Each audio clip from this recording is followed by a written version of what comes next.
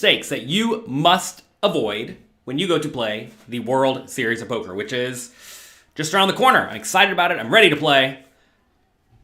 And hope you all are too. Now, to be fair, these tips will help you not just in exactly the World Series of Poker, but any poker tournament that you plan on playing. And to be fair, any game where your opponents are either not all that great at poker, or in games where your opponents care way too much because they really do not want to go broke. So let's discuss 3 mistakes that you must avoid. In this webinar, you are going to learn mental game flaws that many players have and how to avoid them. You're also going to learn how to make deep runs more often in big field tournaments, which is highly valuable. You have to understand that it does take a slightly different skill set to win a tournament with 5,000 players compared to a tournament with 50 players, right? Also, you're going to learn how to optimize your time, because I realize for most people, when they do go to a major tournament series like the World Series of Poker, they don't have infinite time. And some people play poker all day, every day and run themselves ragged. Some players play almost nothing.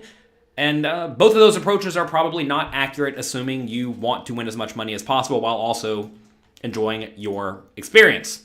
So, mistake number 1 that most players make is that they do not adjust enough to exploit the opponents. It's important to realize that World Series of Poker events are very soft. I know a lot of people think the World Series of Poker is the most prestigious poker tournament series in the entire world, and that all the best players are there.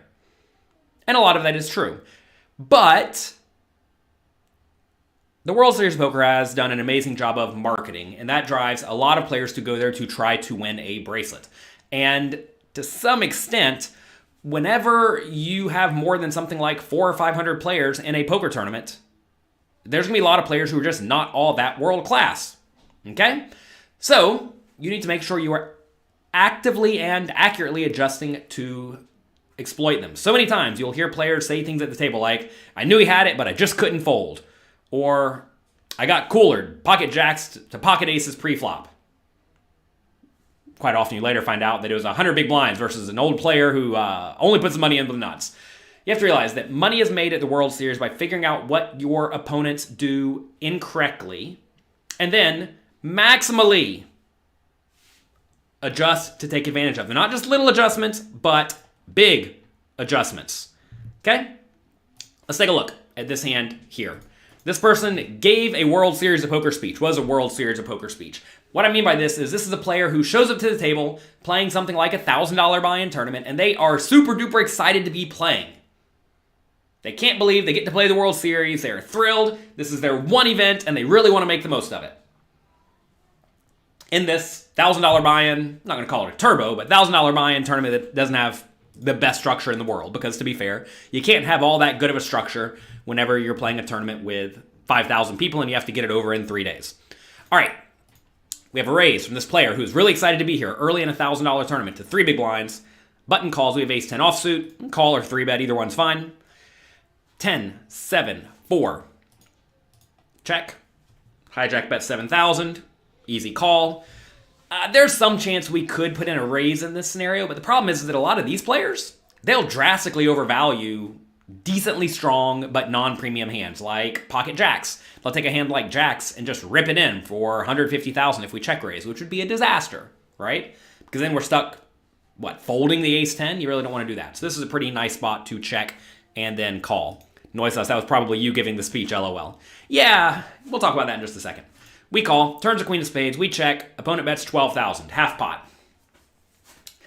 This is a spot where I can already tell you, I'm going to be hyper exploitative. These players who really don't want to go broke early in a tournament are going to be very susceptible to getting pushed around in spots like this where you have the ace blocker to the flush. While they could have king jack of spades or king 10 of spades or king 9 of spades, most of the time they're going to be sitting here with a 1-pair hand or maybe a 2-pair hand. And if that is their range, then I think this is a spot where we should probably get after it. We do get after it. We put in a raise in a spot where the default play, the standard play, is to call. The default play by a mile is to call against any regular person. But if you know your opponent is going to fold too often to aggression, unless they have literally a king high flush or maybe a jack high flush or a 10 high flush, then this is a great spot to be quite aggressive. Also, a lot of these players will bet bigger than 12,000 into a 24,000 pot on the turn because they are deathly afraid of getting outdrawn when they do have a flush, even though a flush is clearly really good. So this is a great spot to put in a raise. You're going to get called a lot. And then you know what you're going to do on the river? You're going to blast them over the size of the pot, all in. Put yourself in this player's shoes with red pocket aces. It's a pretty annoying spot, right? This is a situation where red pocket aces are not all that good of a hand in this scenario. And to be fair, it's probably a fold. And if you can get your opponent to fold out aces, well, you're getting them to fold out almost their entire range. In your opponent's position, should they have checked behind the turn with a hand like red pocket aces? Well, if I'm going to be check raising him a lot aggressively with any ace of spades, probably. If he's going to, if he's just going to get a lot of check calls, though, as a lot of weak, tight, straightforward players do, then I think his bet is fine, right? You got to realize, betting is great if you're not going to get raised all that often. Betting is not so good, though, if you're going to get raised very, very frequently. Okay? We do jam. They actually do have red aces. I actually didn't know this. And they fold, which is fantastic. And I think like red aces is a good example of a hand like this where it's a tough spot. Like even if you put me in the opponent's shoes, it's a bad spot. It's probably just a fold, right? It's annoying. Someone commented that we made a very small turn raise. Why raise so small? Because we don't really care if the opponent calls. We already know we're going to make them drastically overfold on the river. Notice, by the way, whenever you raise the turn, you want to make sure you don't raise too big to the point that you're going to lose a lot of fold equity going to the river. For example, say we made it 45,000 here, and the opponent calls for 30,000. Now they're going to have 100,000 left, and the pot will be 30,000 bigger. So the pot will be 115, and they'll have 100. Now we would be shoving for a little bit less than pot, and I think that's going to result in you getting called a little bit more often. Maybe a lot more often. So definitely be aware of that. Someone said that it would probably be you whenever you showed up to the World Series of Poker and you give a speech. I'd recommend you don't give a speech. Yeah, it's fine to be excited. Yeah, it's fine to, have a good time and be ready to play, but you don't want to let your opponents know that you really, really care about the tournament, unless, of course, you're going to play as if you don't care about the tournament. I would give everyone the general default blanket advice to just play these big events just like you'd play any other event in the terms of disrespecting your chip stack. A lot of players think that the goal is to survive in poker tournaments, but the goal is not to survive. The goal is to get a hold of chips so you can actually win. Cashing for the minimum is not how you win at poker. You win at poker by getting a big chip stack and then winning the tournament, right? I want all of you to win bracelets, not to collect minimum cashes. What if they call because they have kahunas? Well, then you've perhaps underestimated your opponent. But I can tell you, even if you put me, a good player, in the opponent's shoes here with a hand like red pocket aces, it's a bad spot when you get check raised on the turn because you lose to all value hands, right? When you lose to literally all value hands, it is a really, really, really nasty spot. Someone's calling me. I must answer. Hello? Hello? Hi, is this Frank from Rusty Pest Control? Yes, hi.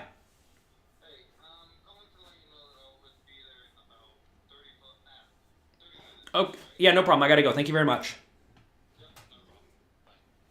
All right. Pest control guy's coming. You can hear him. That's fine. I don't mind. Okay. I knew the pest control guy would be coming. Didn't know they'd be calling me. But that is fine. Okay. Let's take a look at another example of this spot. Here's same player, same type of player. Same player. It extrapolates. Under the gun raises 100 big blinds deep. Cutoff calls. What do you think we should do?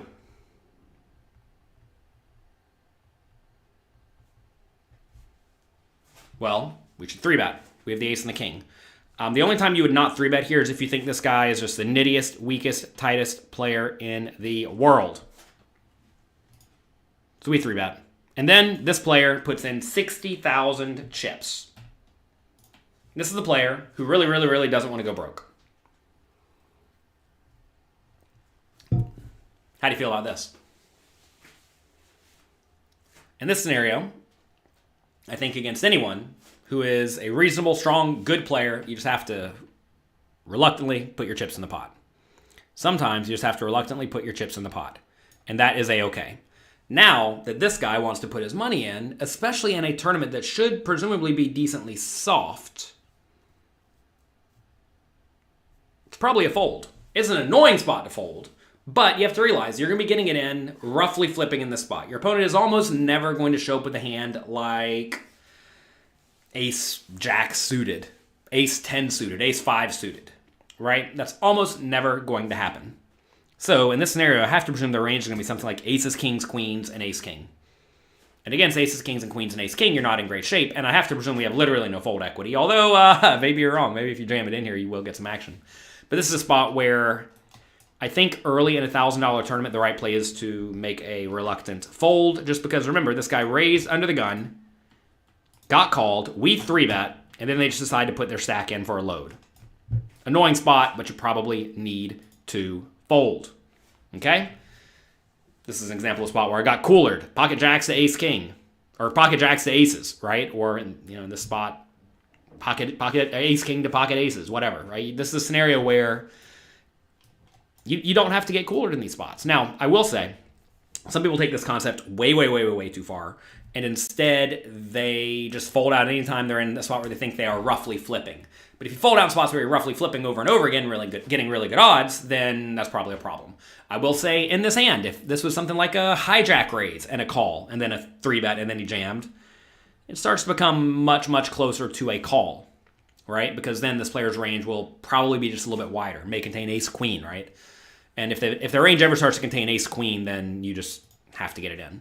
So don't think what I'm saying here is to be super tight, super weak, super nitty, etc. All right, tip number 2 is that players do not understand short-term variance. You are going to experience swings when you play poker, and understand that you are getting up and going to play your tournament series, like the World Series of Poker, to ideally have fun and enjoy your life and to enjoy your experience. And I would definitely recommend that all of you out there limit unreasonable expectations and enjoy going through both the ups and the downs. So many players get distraught. They lose their minds whenever things just do not go their way. And you have to understand that you inevitably will experience weeks or maybe months without cashing or without getting a deep run, and this is normal. I personally have had two World Series of Pokers with 0 cashes, despite playing a decent amount. This is not meaning that I went and I played like 6 tournaments and lost them all. No, this was like 30 tournaments or 40 tournaments and I lost them all. And I'm pretty decent at poker. And if you talk to every other good pro out there, they probably have experienced something similar. And that's just normal. It's going to happen. If you go out there and you play often enough, you will have downswings. Sometimes you're going to go out there and you're going to run like God. You're going to win every tournament you play. I mean, that happens every once in a while too. Twice in my career, I've had back-to-back wins or back-to-back chops in like decently big fields. It happens. It's random, right? And you have to realize that you cannot really control that aspect of the game. So you have to have realistic expectations and realize that sometimes you're going to sit down, you're going to play well, you're going to get it all in with a flip in the middle of the tournament, and you're going to lose.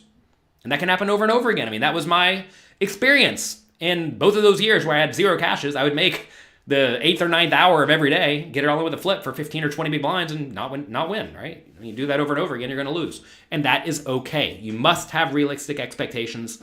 Otherwise, you're going to drive yourself nuts. And remember, you're supposed to enjoy poker. You're supposed to have a good time. I mean, you got up and you flew to Las Vegas not to be mad and angry and bitter, right? Have you ever had a large enough downswing where you questioned your ability or skill set? I mean, I'm always questioning my ability and skill set. That is what all the best players do. You're consistently studying and working hard to improve because you realize there's a lot more to learn. A lot of people get in their heads that they've studied poker a little bit. Now they're ready. And I mean, maybe you're ready, but at the same time, I'm not thinking that I know everything about poker and that I can now rest and just show up and print all the money. That's not what I'm thinking. I'm always thinking, how do I continuously improve my skills? And I think that's what most of the best players do. And I was just, we have a new coach coming to pokercoaching.com very, very soon. I guess I won't spoil who that is for you. One of the top 10 tournament players in the world today. And right in his first video, he says that I always make a point to record a few dicey spots. And I go through them in the solver every single night as soon as I'm done with the tournament. And yeah, and that's what you're supposed to be doing. That's how you get good. And I would recommend everybody start studying poker a lot. Okay? All right.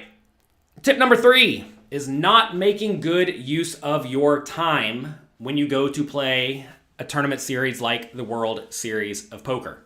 There are many games that you can play. And when you go out to the World Series, you want to ask yourself, what is my goal of going to the World Series?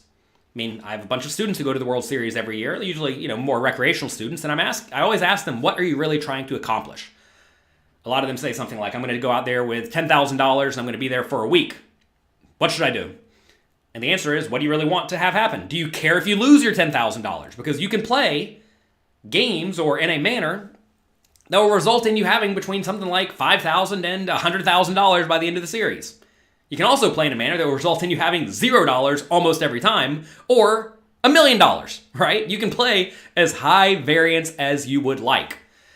And it's up to you, right? You have to figure out, what are you actually trying to accomplish? Now, typically, most professionals are going out to the World Series of Poker with the idea that they are going to try to make some money. They don't really care if they spike a bracelet.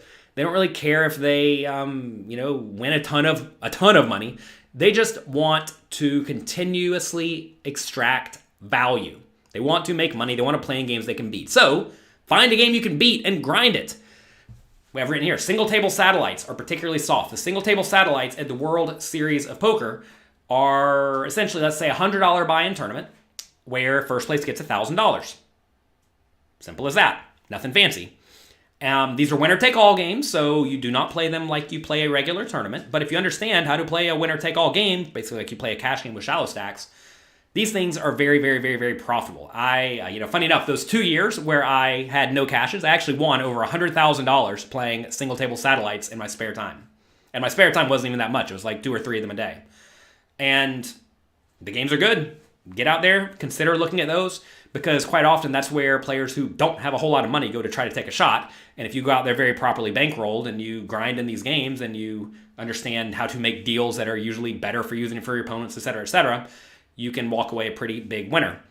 Other casinos like the Wynn or Venetian also put on great events. Each of those will have various multi-day tournaments or with a bunch of players, right? Multi-day one tournaments, or main events, or just like random side events in the afternoon, like a $300 side event that usually has way less rake than at other places, and perhaps even a better structure. So understand that other casinos may have games that you should be looking to play. Can you sell the satellite tickets you win to other players? I do not know. Make sure you figure that out. I personally didn't care because I was going to play tournaments anyway, right? I know last year or the year before, if you won Lammers, they don't give you tickets. They give you Lammers, which are like weird chips. They give you these weird chips that are only good to buy in, but you could not sell them to other people. So be careful with that. Make sure whatever you're winning, you can actually use. Understand that volume cures variance. And when it is time to grind, you should grind hard. Now, again, I ask my students, are you going to the World Series to have fun and party and play a little bit of poker? Or are you going to the World Series to try to make as much money as possible? Those are very different things. Right? If you're going to have a party, maybe you just play 1 or 2 tournaments, maybe even turbo tournaments, so they're over in a day or 2, right? And then you have a party and enjoy yourselves. Alternatively, if your goal is to treat poker like a professional, you should probably be playing 12 hours of poker a day, maybe taking an off day here or there. And when you do take an off day, don't go butcher yourself. Don't go out to the club and wake up with a hangover. So you have to make sure that you understand what you're really trying to accomplish. What a lot of people do wrong, in my opinion, is they go to the World Series thinking they want to try to win a bunch of money without recognizing that in reality, they are playing in a manner that will result in them having almost no chance to win money. For example, if you go into the World Series with, let's say, $10,000 and you're going to play 6 $1,500 tournaments, you're probably going to lose. You're probably going to go O for X, or maybe get 1 cash, right? Just because that's how it works. When you play 6 games, 1 game per day, they think that's a lot, right? When you go and you play 1 game per day, odds are you're going to cash only 15% of the time, which is going to result in you getting 1 cash. Most likely. That's going to be what you're going to get on average. Sometimes 0, sometimes 2.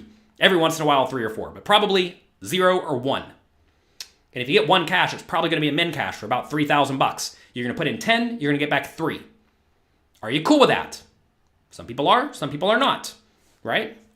So you have to make sure you understand what you're actually signing up for and realize that right there, playing a tournament every day for 6 days, is not actually putting in a lot of volume. 6 tournaments is not a lot. So you must accept that you are not actually playing any sort of high volume game where you have a very good chance to win. Now, if you played a tournament every day for a year, then you would start to extract your edge. But even in tournaments that have like 3,000 people, like a lot of World Series tournaments do, you're going to have a lot of variance. I mean, I'm very sure you could play for a year straight with something like, I don't even know, 30, 40, 50% return on investment and still lose. Because to make money in $5,000 buy-in tournaments, over any sample, you're going to need to win a time or two. And if you do not win a time or two, it's not going to work out for you. Those satellites are high variance. Satellites are actually not high variance at all because you cash roughly 1 in 10 times. And if you're smart about making deals, you will make decent deals and you will be able to extract an edge purely from that. If you play in soft games, you will cash way more, or you win way more than 1 out of 10 times. You win 1 out of 6 times or 1 out of 7 times. And when you win, you got to realize you get 10 buy-ins. Very different than a regular tournament where you cash 15% of the time and usually get 1.5. So turns out satellites are actually not all that high variance. But again, you got to put in volume. The nice thing about the satellites is you can play 12 of them in a day. You know, getting in 12 tournaments a day is pretty nice. Am I going to sell any action at the World Series? Maybe for the $250,000 tournament if I feel inclined. I don't even know if I'm going to play that one. I made an NFT project called Deck of Degeneracy. They all have whatever action I'm giving away. If you hold cards I draw out of a deck randomly, then you get my action for free. It's just included. Is there a lot of collusion in single table satellites? More so than any other form of poker, because to some extent in single table satellites, you get to pick your seat. That said, they're winner take all, so the impact of collusion is minimal. Now, I will say in single table satellites, some players play as if they play 3 places, because sometimes very often they do make a deal, or at least a deal is proposed. But just because you could propose a deal does not mean a deal will get made. I mean, I remember one time it was me and 2 other guys, and I had like half the chips and they both had 25% each. And they just like blinded out. They literally sat there and they blinded out. And then when we got heads up, the guy's like, "Oh, you want to make a deal?" Like, no, I don't want to make a deal. I don't know. People don't understand what they're signing up for is what it amounts to. Anyway, you need to make good use of your time and you need to be happy and accept what actually happens whenever you do go out there. You need to understand that you will have swings. If you're playing high variance tournaments, and I'm telling you, 3,000 person tournaments are way higher variance than cash games or satellites or anything else you're going to play, that you're going to experience some downswings and that will be okay. But you want to make sure you make good use of your time and you do not do things that are just not beneficial. I mean, something else that's just not beneficial is don't go play gambling games in the pit. So many people think that whenever they lose a tournament, they should be mad and angry and tilty, and then they'll stroll out of the tournament area, and then they'll go play blackjack or craps or roulette or sit and watch a sporting event all night and bet all their money on it and try to get even. You have to understand that this idea of trying to get even is asinine and ridiculous. Okay? Poker is one long session. Simple as that. If you lose today, you're starting from that point tomorrow. If you win today, you're starting from that point tomorrow. You're going to have upswings, you're going to have downswings. Don't screw yourself up to the point that you have literally no chance to win. Can I post my World Series schedule? We'll get to that soon. We'll get to that. All right. Here's some other helpful tips for the World Series of Poker.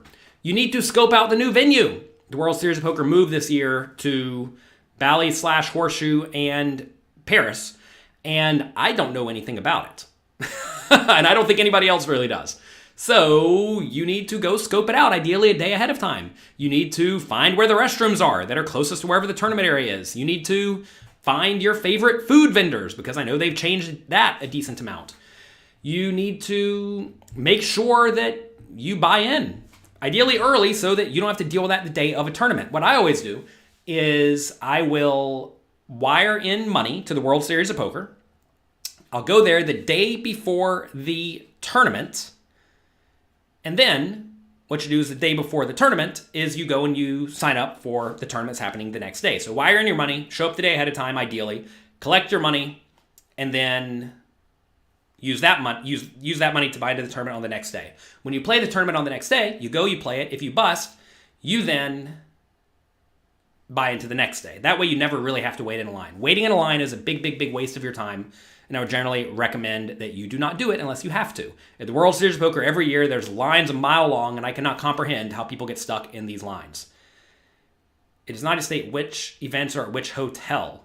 All the events are at the Wynn and at the... I'm sorry, the Wynn, goodness. All the events are at Bally's and Horseshoes. So there you go. Someone's saying Bryn Kenny has implicated me in some cheating. I have never done business with Bryn Kenny at all, so take that for what it's worth. All right. Let's see. Register events. Yeah, don't wait in lines. Don't wait in lines. Don't wait in lines. It's a huge, huge, huge waste of your time and of your life. Bring a water bottle and healthy snacks. Take a backpack.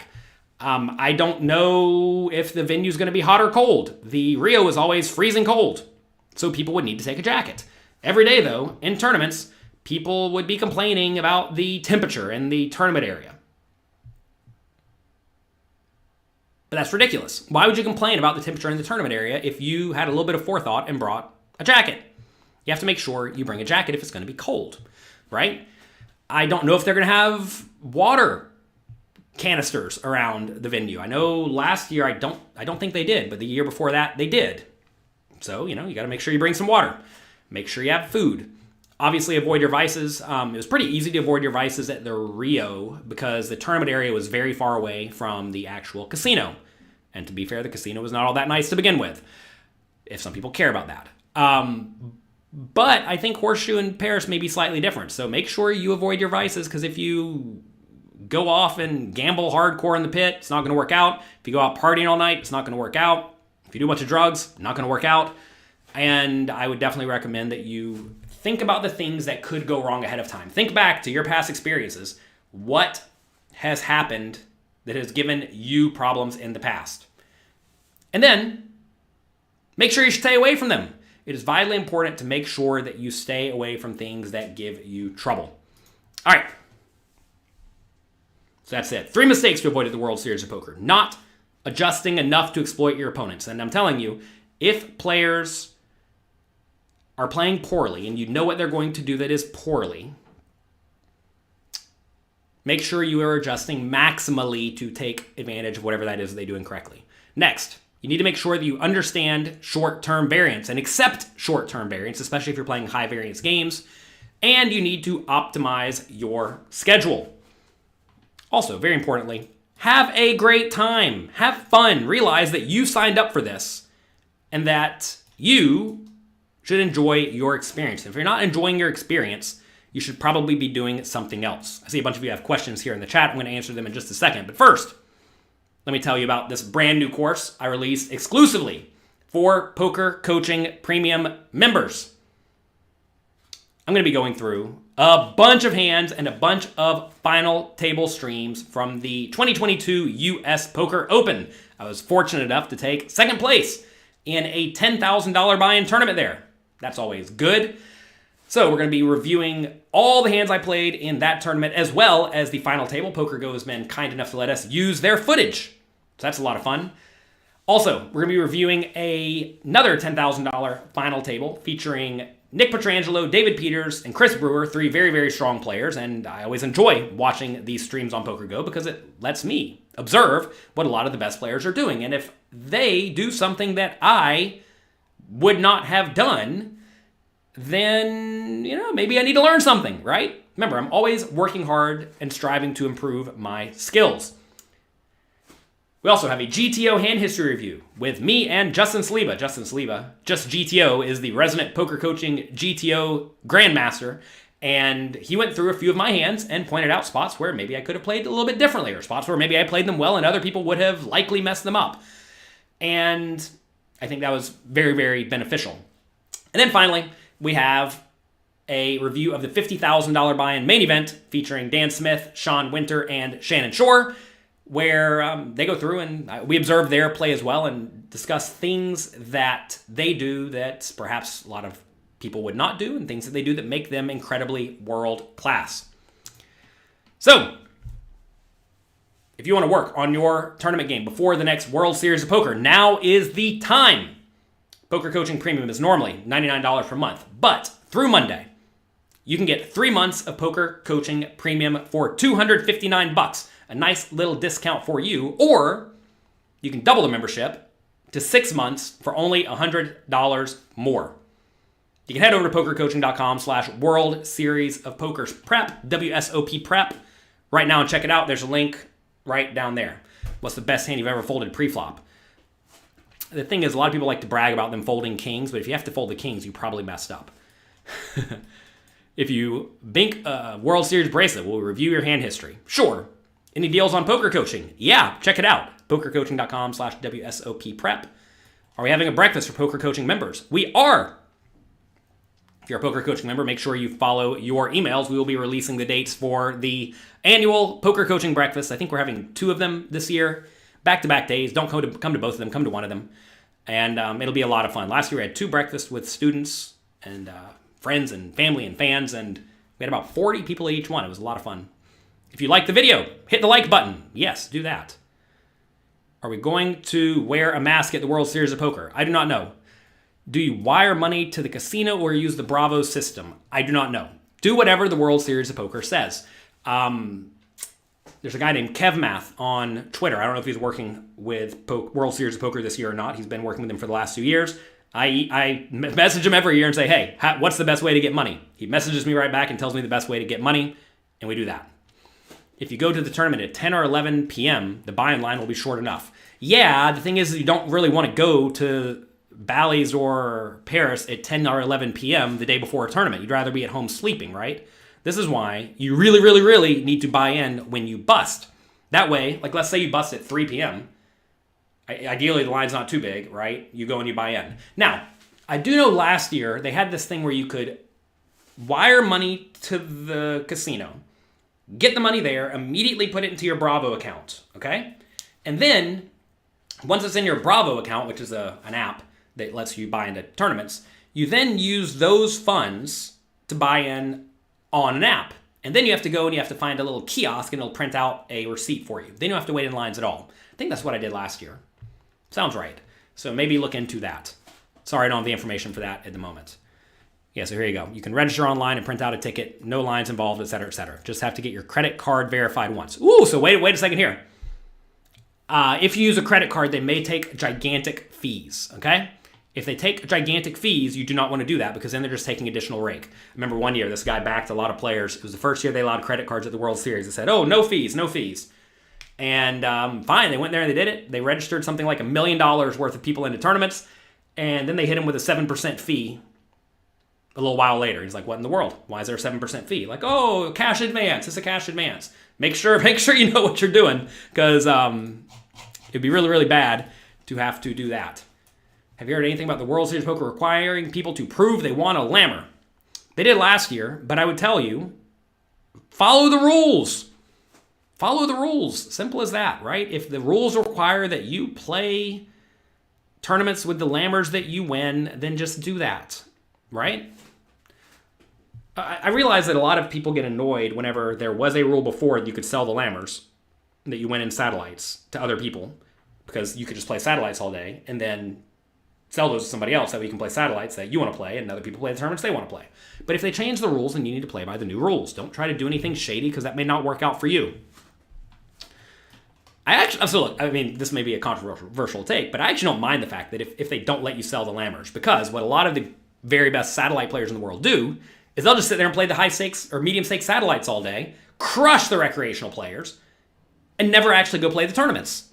But if you require them to use those lammers to go play tournaments, well, that takes them out of the satellite area for a little while, right? Which is actually really good for the recreational players. Really, really good. Which is good for the game. Am I going to vlog this year like what Daniel does? I've made video blogs the last few years. I honestly don't know if it's worth my effort. They get no more videos or no more views than my regular YouTube content. They take a whole lot more work. So probably not. Maybe. I don't know. We'll figure it out. Work. Indeed. Am I a tad autistic? Maybe a minimal amount.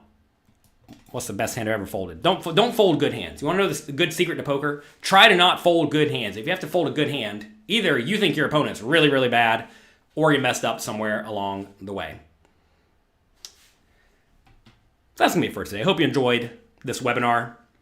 If you want full access to my new coach, make sure you, or to my new coach, to my new course that I just released on pokercoaching.com. Head over to pokercoaching.com/premium. Like I said, we do have a new coach. That's on my mind. We've been thinking about that the last few days. We'll be releasing that information very, very soon for all of you.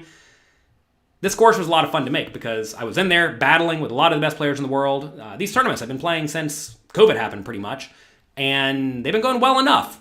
Haven't had any gigantic scores. I think I've had a 4th and a 2nd and a few cashes. Roughly even in the tournaments, which is obviously not ideal. We've had a lot of chances. And having a lot of chances is all you can really ask for. So anyway, I enjoy playing with the best players in the world and getting lots of good practice, lots of good experience, and lots of good knowledge that I can come back and share with all of you. So that's going to be it for today. If you enjoyed today's video, do me a favor, click the like and subscribe button below. Also, if you want to get a big discount on Poker Coaching Premium right now for the next 6 months, head over to pokercoaching.com/WSOP prep. Might as well make use of it. There's a lot of content there. It'll get you up to speed. We also have a gigantic tournament masterclass there, by the way. If you are not already very good at poker tournaments, I would highly recommend you go through my tournament masterclass, which is something like 40 hours long that teaches you everything you need to know to crush tournaments. So make sure you check out that as well. Good luck in your games. Have fun. I appreciate all of you being here. And, if you go out to the World Series, make sure you say hi. If you're a Poker Coaching member, make sure you come to get breakfast on me. And it'll be a lot of fun. I'll talk to y'all next time.